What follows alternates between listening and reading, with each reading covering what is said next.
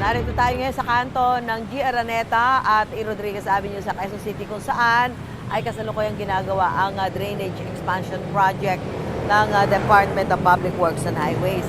Ito ang proyektong ito ay sinimula noong Marso ng 2025 at inaasahang matatapos ngayong buwan ng Pebrero.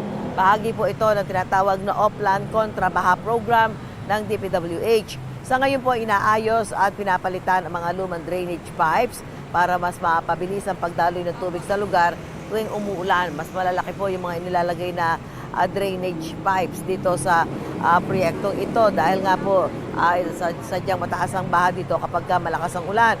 Bukod dito ay nagkaroon din po ng drainage rehab, San Juan River dredging at pagpapatayo ng pumping station para mas lumakas ang pag-alis ng tubig sa kalsada. Madalas po na bumabaha dito sa G. Araneta Avenue tuwing malakas ang ulan dahil hindi sapat ang drainage capacity sa lugar. Kapag malakas ang ulan, usually umaabot ho sa lampas tao yung tubig, lalong-lalo na ho sa lugar na ito. Actually, sa Quezon City, kapag malakas ang ulan, isa ho ito sa madalas na binabaha. Pagka tumaas na ho yung tubig, hindi na ho nakakadaan yung ating mga motorista, pati mga commuters, kailangan na ho nilang maghintay na humupa para makadaan sila dito sa bahaging ito. Kaya nga nagkaroon itong drainage expansion program.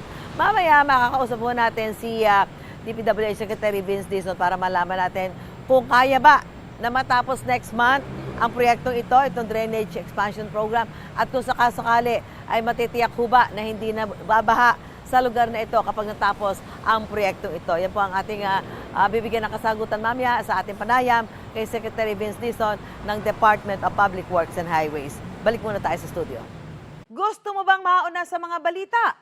Mag-subscribe na sa GMA Integrated News sa YouTube at tumutok sa unang balita.